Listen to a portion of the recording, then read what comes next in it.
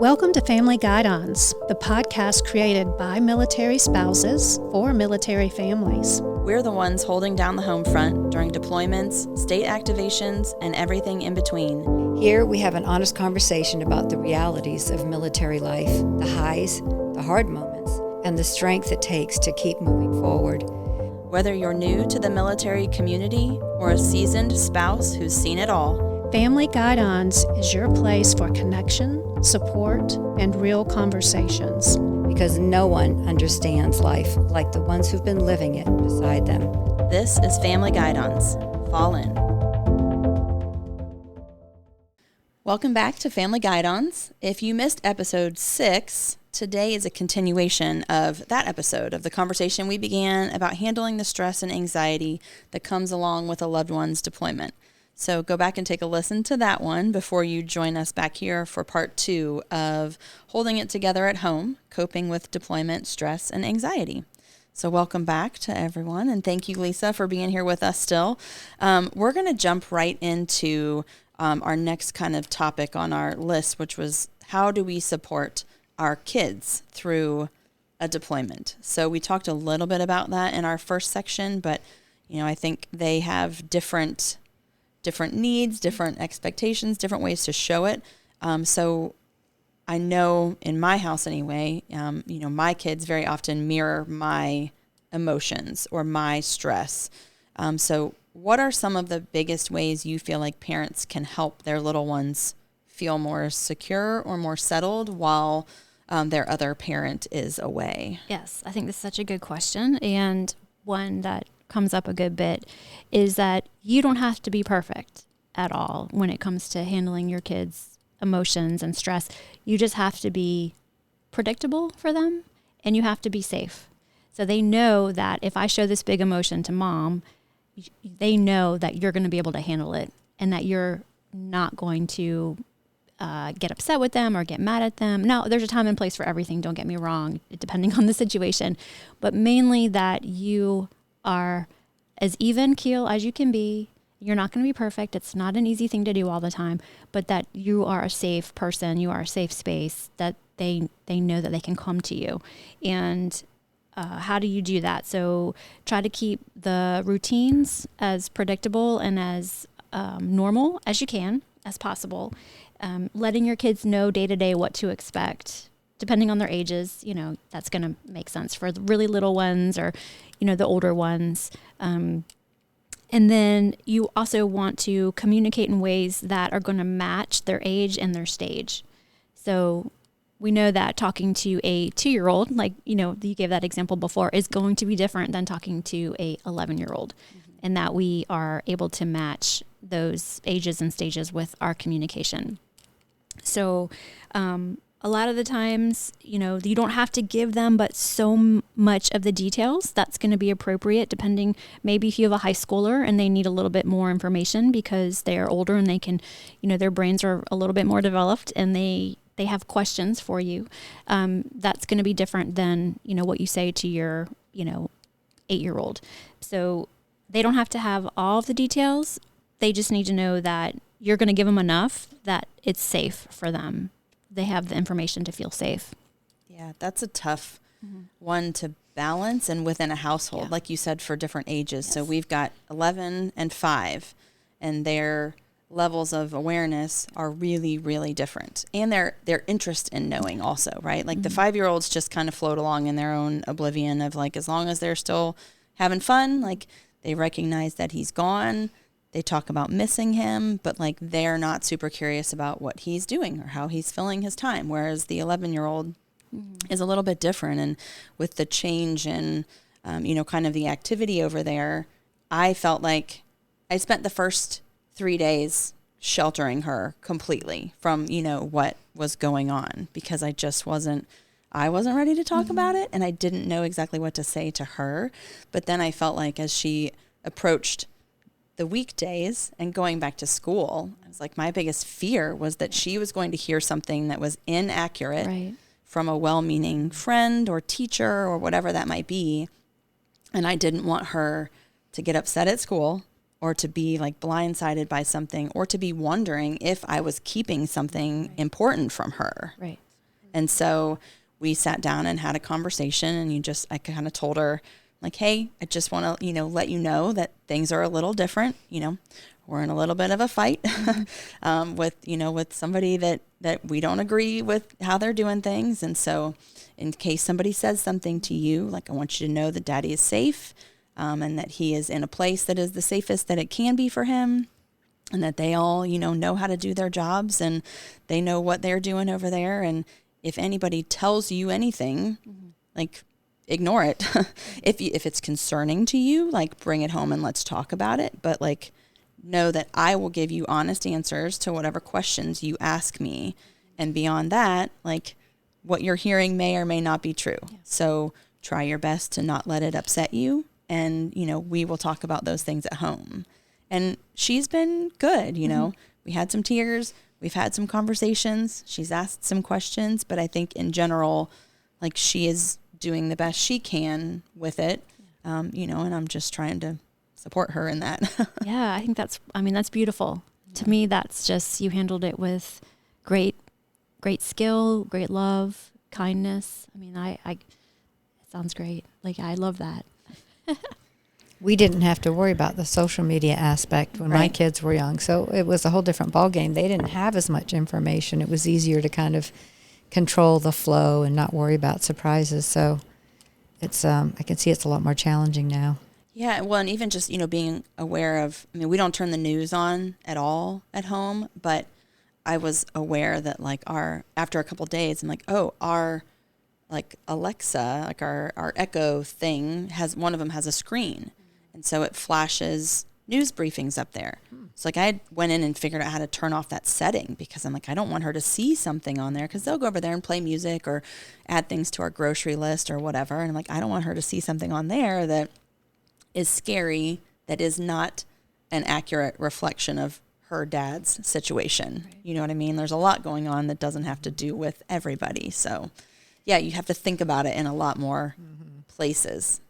At a friend's house, or, what do they, like, family members, like, they leave the TV on all the time. So it's like, what could they be hearing in the background that you don't necessarily want them to hear? So it does take a lot more awareness as a parent in these situations than I feel like you're maybe, you think you have to have to begin with anyway. Yeah.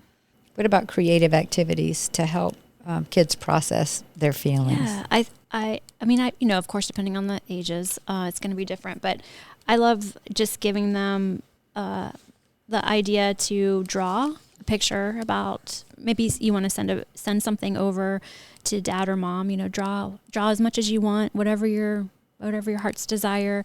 Maybe write a letter. You don't have to send it all right away, but just, write a letter to the deployed parent, and it just helps them feel more connected, and that they're, doing something for their parent that they know their parent's going to just love. I think those are always really cool. They used to have this program many years ago, and you could do it now, I guess, depending, if you have real little kids.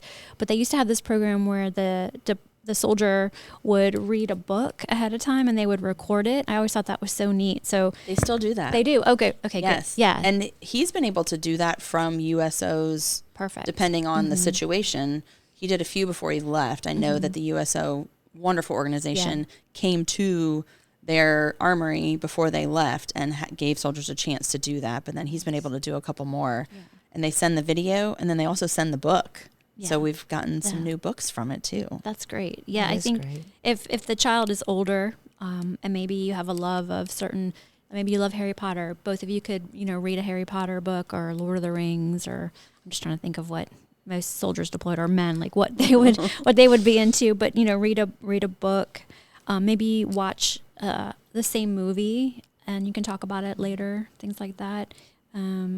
Yeah, I think just trying to come up with your own connection rituals is important, and it's going to look different for different families. Definitely.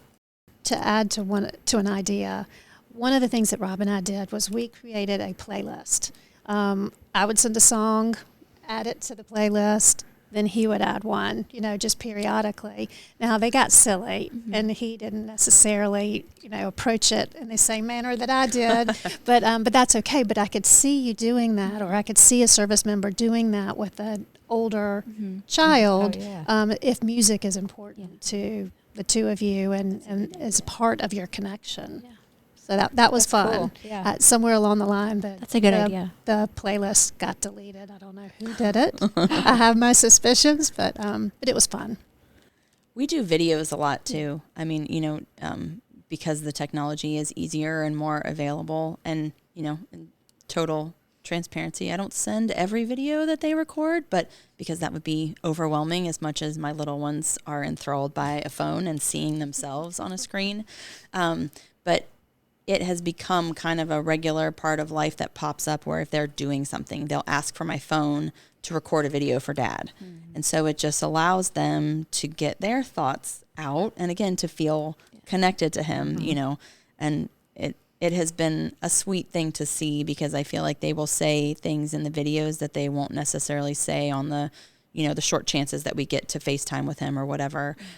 So it's been a cute thing too.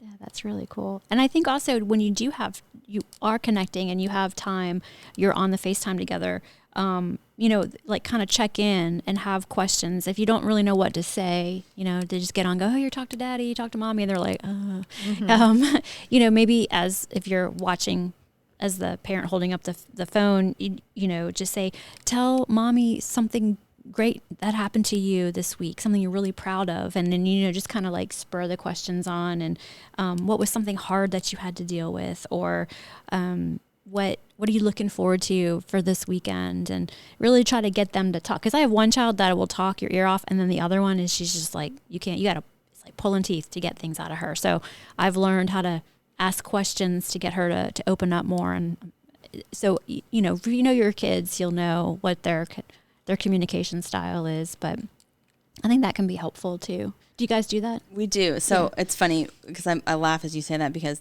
not knowing what to talk about, because the little ones, inevitably, the first questions are always, did you have a good lunch? What did you have for lunch? Did you have dinner tonight? Like, what, have you had dinner already? They're what foodies. Did you eat? Yeah. Right? They're foodies. But it's like they have a hard time knowing what to talk about. So I'm going to put in a plug real quick for a nonprofit organization that we mentioned on an earlier podcast, but it's called Harper's Homefront Heroes.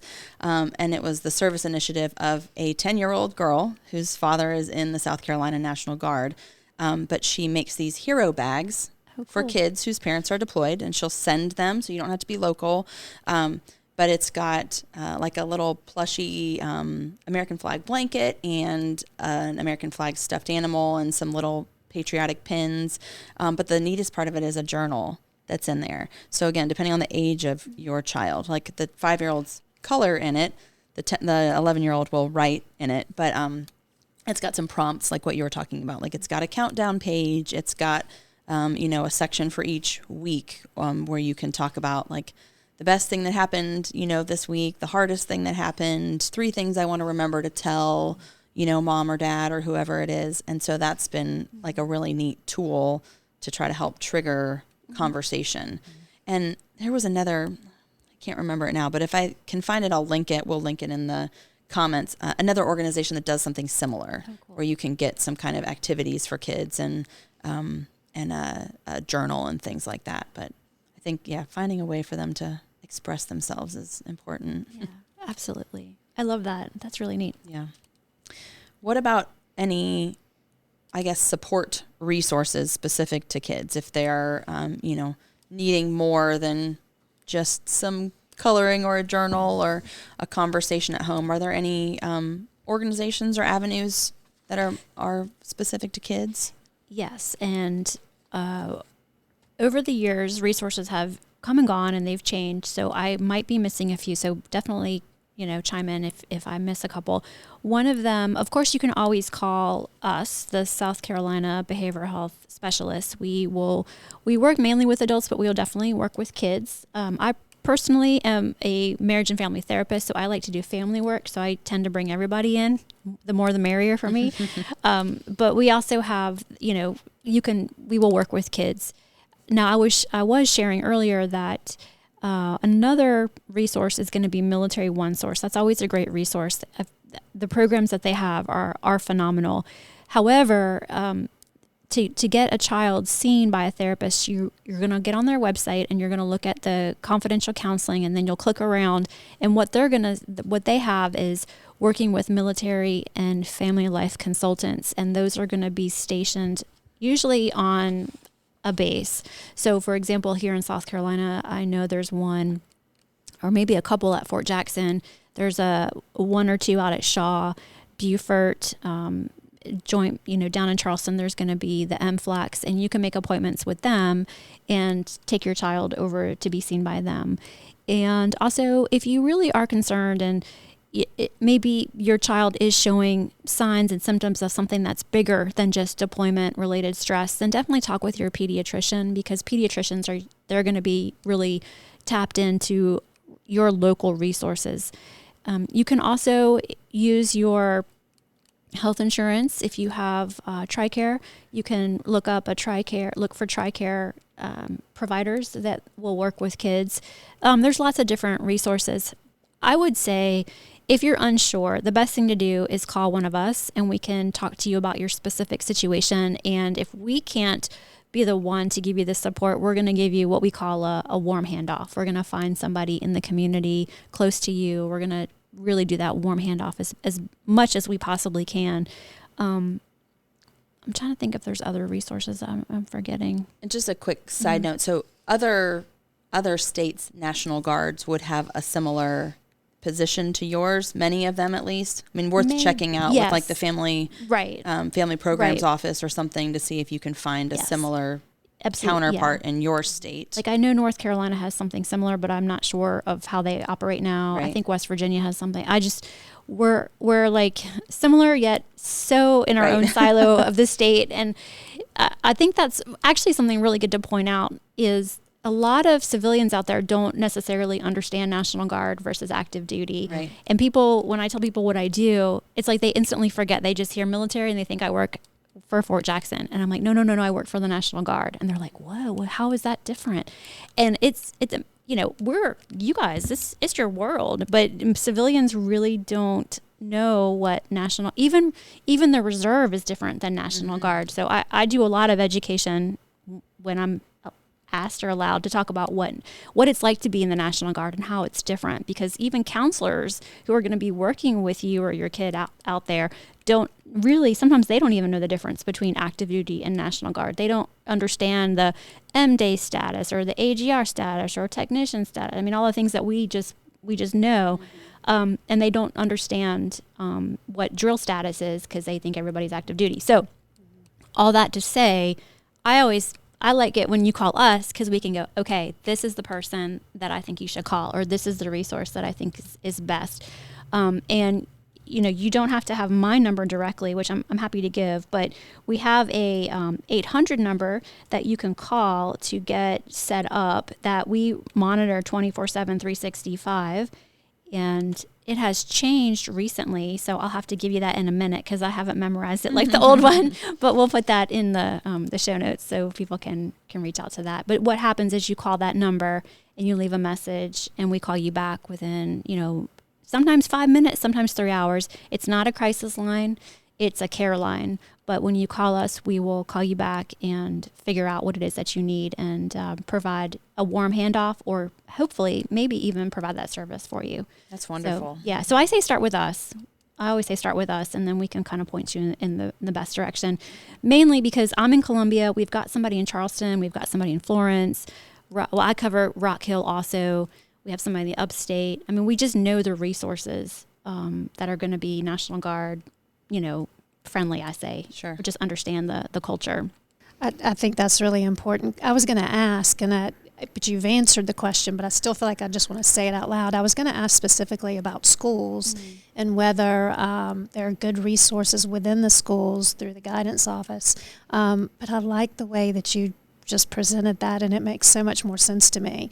Start with you and your office, because the civilians, and we're going to talk about this in a podcast, civilians a lot of times do not understand the complexities of the National Guard. Right. So, Thank you for saying that. It clicked with me. Yeah.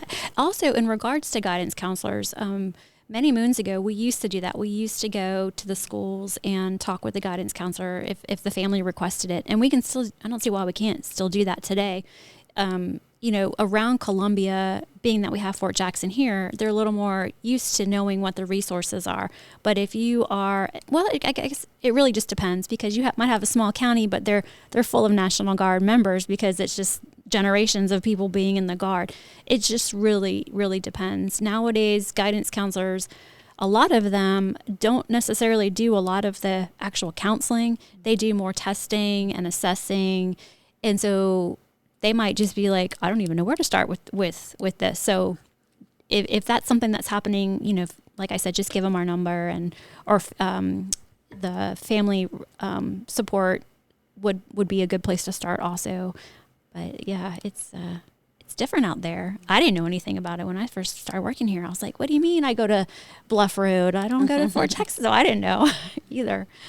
I will give a shout out to, and I know there are other districts, but the district that my children are in, they have a designation as a Purple Star school district. So they have gone through the process to just have some more awareness of military situations. So if you're not sure, I didn't know until I looked, leading up to Bill's deployment. And then I, contacted the guidance office and asked what that meant. And so they were able to, tell me a little bit more about resources that they have. There was an option for school excused absences before Bill left that are coded in a military something, so that they don't count against their absence total for the year.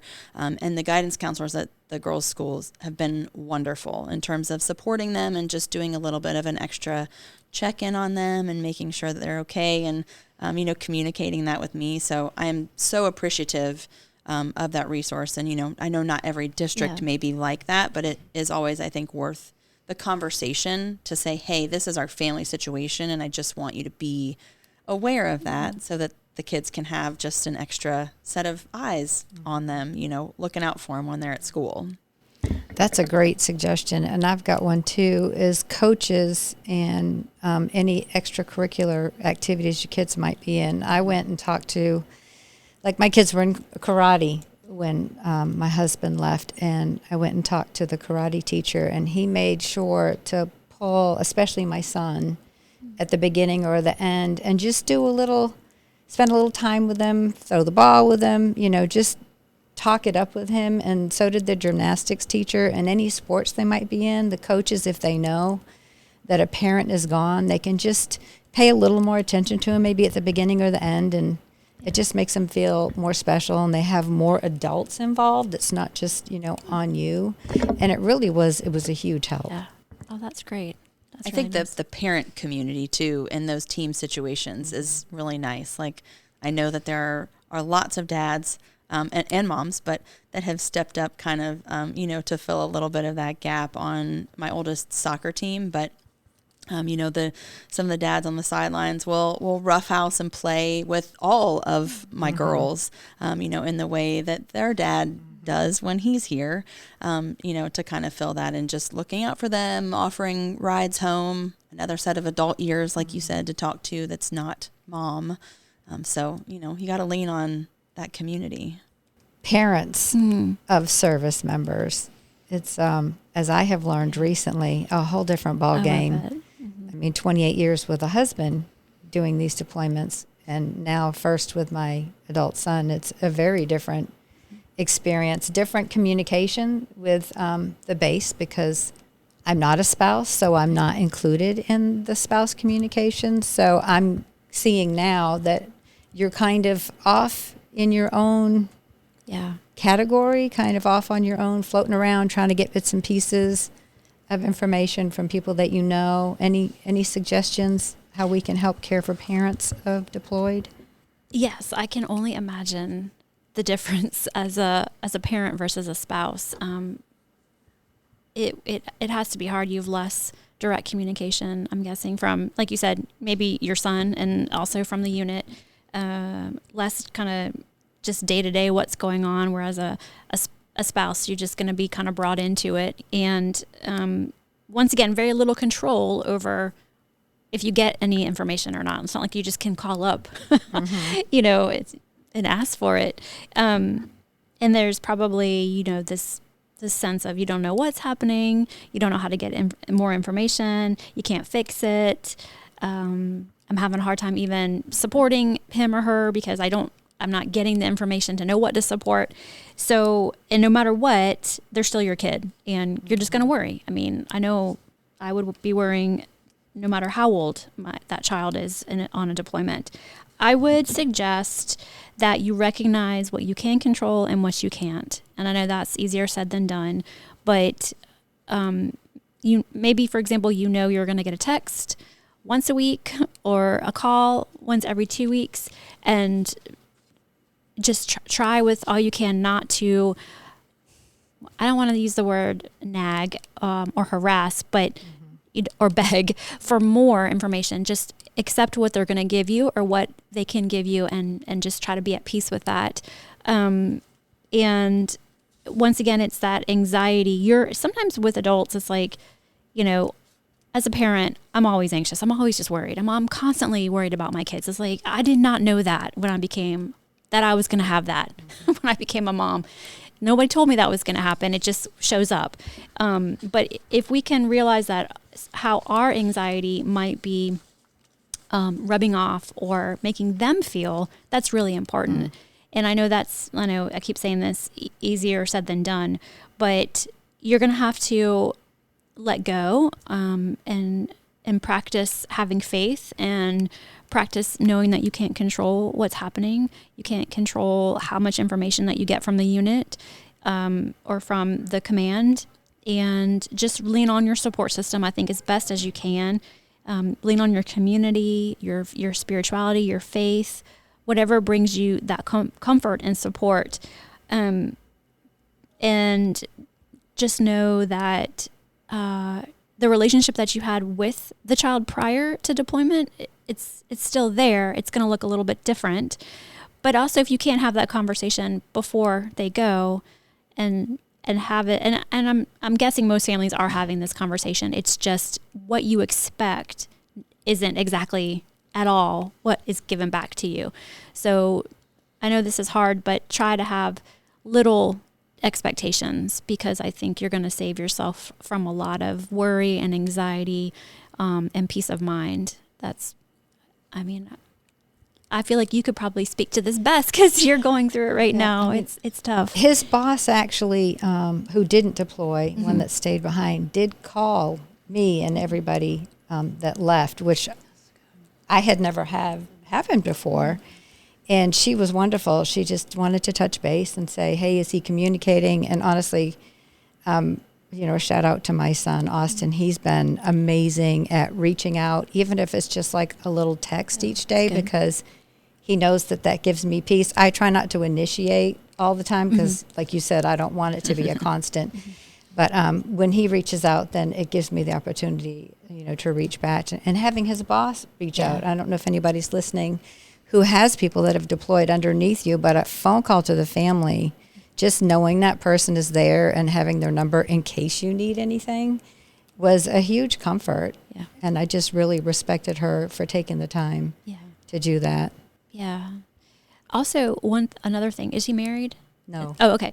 So I was going to say, if your child is married and they're deployed and they've left, a spouse behind and a family, being able to support the spouse and the family, I think is a huge thing that you can do. Might give you, a little bit of control over something. You're able to be of help and be of support. I think that would be really helpful. But once again, it's that conversation that you have to have before they deploy. How much help does he or she want? Because they may not. Right. If it's your in-law, sometimes you got to be careful with what you want versus what they want.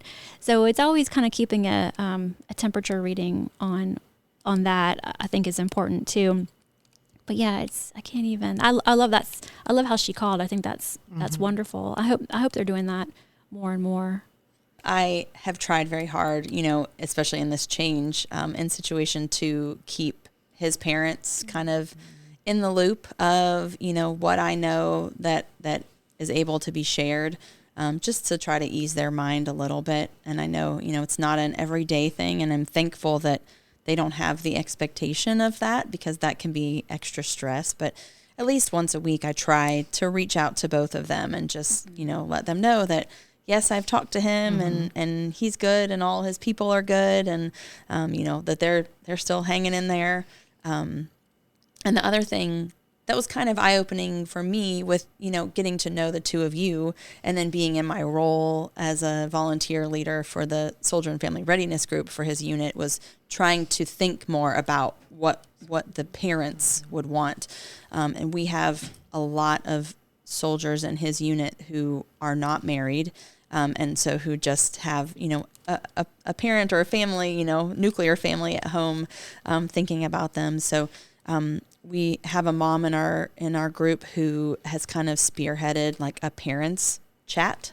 So, I encourage people to get in touch with the other parents within their unit. We've kind of sent out some feelers and asked for people who want to be included in a smaller, group conversation to respond to that. But they've been able to start a parents of grown soldiers side group, like side chat, just to talk, because their stressors are different, or, the expectations are different.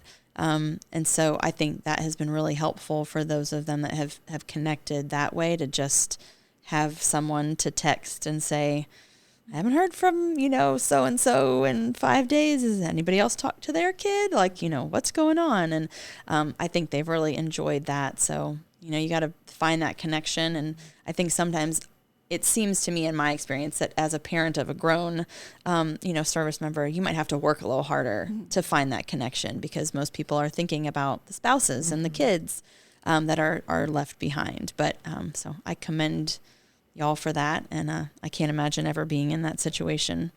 But it may come someday. So I think we as parents are naturally in a role to want to help and to want to fix things for our children. And I saw that with Rob's parents. During Rob's deployments, his dad would come over and mow our grass for us.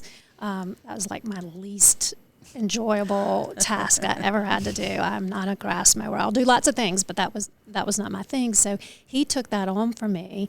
And in doing so, that was a weekly chat we got to have. So it was a way of, keeping up with them and having that conversation with them.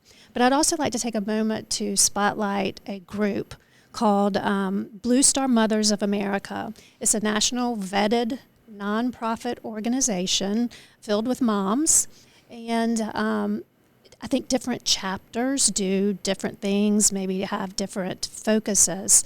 And to find that group, just Google Blue Star Mothers of America, and you can get connected to a group that is local to you. I just recently, within the past month, joined the Blue Star group of moms out of the upstate. I think they're very active. One of the activities that they do is they get together twice a year, pack out care packages to send overseas. They collect goods, but they also work with veterans groups. They work out of the Hughes Center in Greenville. That is a phenomenal center.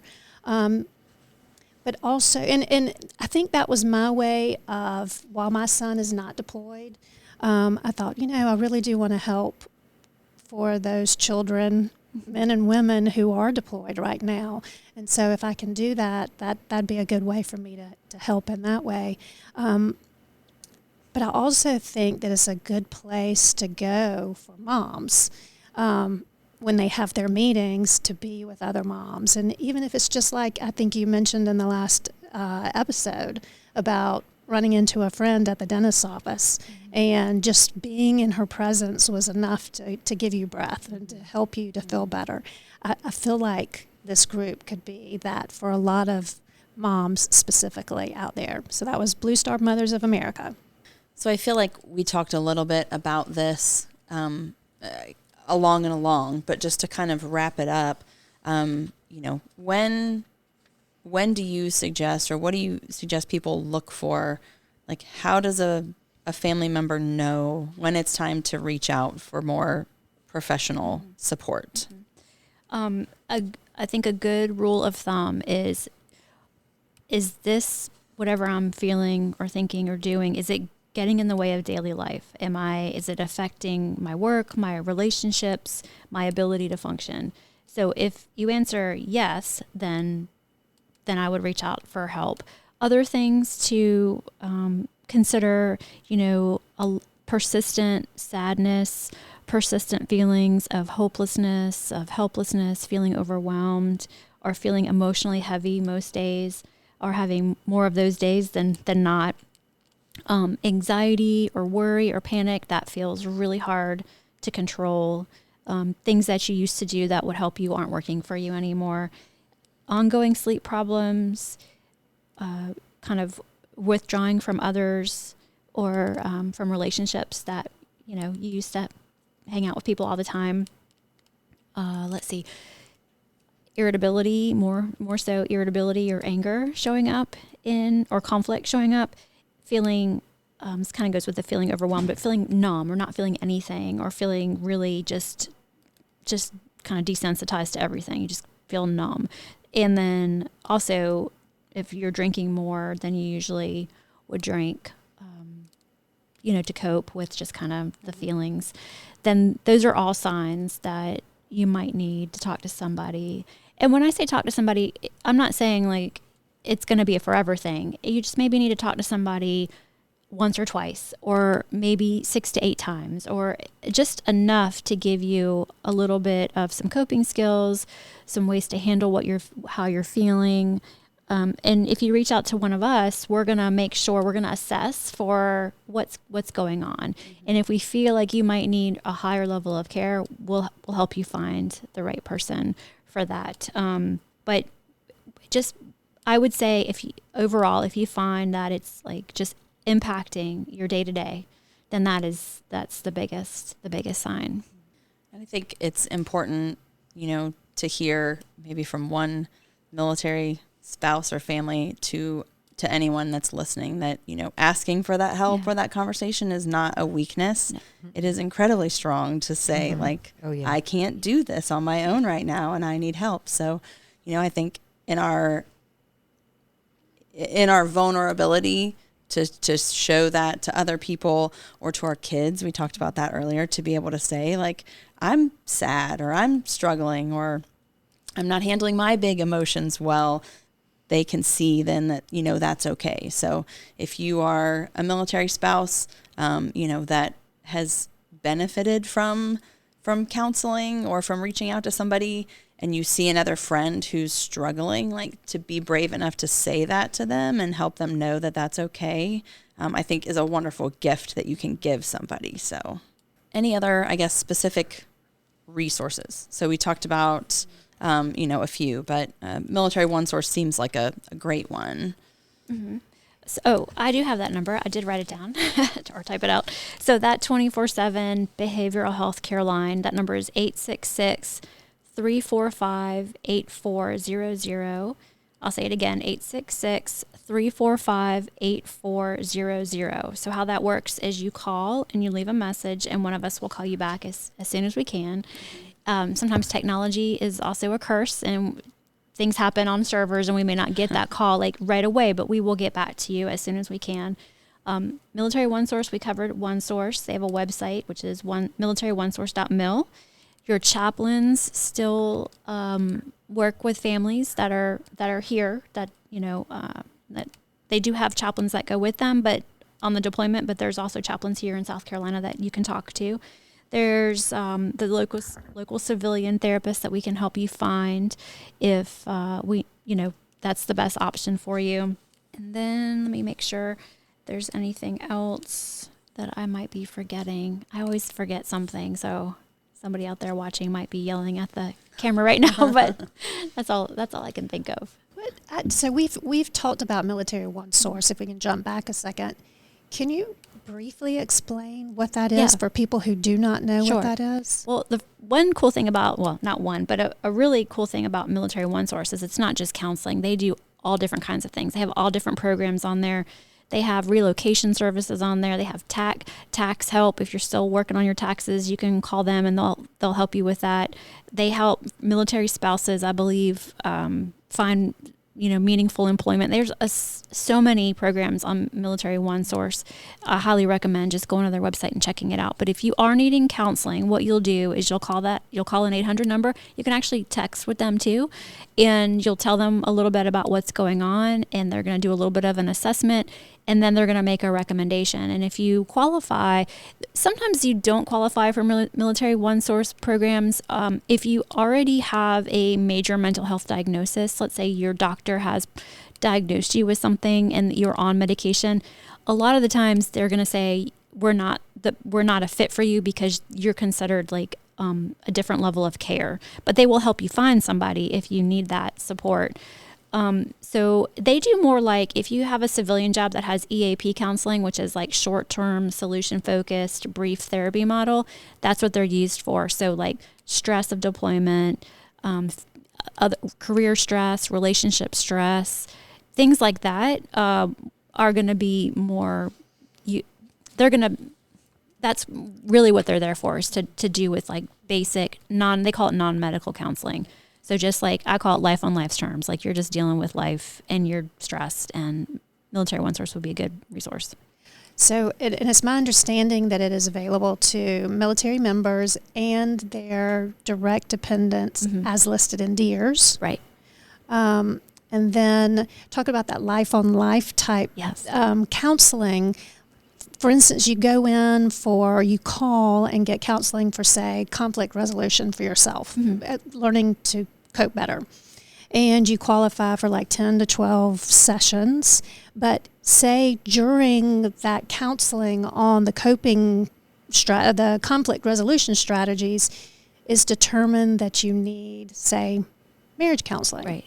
You then can qualify for 10 to 12, I don't remember what the magic number was, additional sessions. And they're free. Yes, free. They can be done in person or through video or through telephone calls, I believe, and then I think also chat. I'm not exactly sure how the chat works, but I think this younger generation might like that. But it seems to me it'd be a great place to go after contacting your office. And they have an app that you can download. And if you'll look within the app there and search for chill pills, there are some guided meditation practices for relaxation. Nice. So those are kind of interesting to kind of go through as well. Those were explore. just posted on our family group site the other day by our service member and family readiness specialist. Yeah, those are awesome. Yeah. I want to plug one other organization. It's a nonprofit, the Military Spouse Advocacy Network, so MSAN, is a newer group. I know some people who serve on their board, but they offer, they have certified like counselors. They also offer peer-to-peer, like pairing, like you can go on there and request a spouse like buddy, for lack of a better term, where they set you up and you just, again, someone who is familiar with the military lifestyle, but also has a little bit of training in how to help you, maybe navigate some of these things. And they offer other resources as well, like additional like continuing education stuff or job resources. So it's a cool spouse network. And I know there's a teen program. I saw this one, the Bloom Military Teen program that is centered towards teens. I meant to mention that in our kids section, but we can provide a link to that. Yep, okay. We've got some links. And then Operation Purple is one that provides more activities for kids that I meant to mention in that section also. So we will get all these in the links to give you some information. But I think this is it's a lot of really helpful stuff. It really is. So for those of you who have family members that are deployed, it's not a normal situation, but the feelings you're feeling are normal for the situation you're in. And if you can just try to find something from today's podcast or from talking to other people in the same situation, some tools or routines that might help you along the way. And just reach out and ask somebody for help, just to spend time with them, talk to them, or just be quiet with them. You'd be surprised how many people just want to be there for you. Lisa, thank you for being with us today and talking about this. So many of our family members are going through a very stressful time, and we just want to do what we can to bring resources to our families, but also to let them know that we know and we understand, and we're going through this with them. Yes. For those of you who are listening, this is Lisa Mustard. She is the Psychological Health Program Manager for the South Carolina Military Department. Oh, thank you. Yeah, thank you so much. So good to have you here. So if you were listening and you enjoyed today's podcast, please hit that like button, that follow button, and follow us on whatever platform you listen on. And even better, share this with another military spouse or family member that you think might benefit from it. Our next episode is the one we teased before, but we're going to talk about the National Guard, more than you think, where we'll discuss the ins and outs of National Guard service and what most people don't know about it. And as always, thank you for listening to Family Guidons, from the Bluff Road Readiness Center to wherever you may be. Until next time.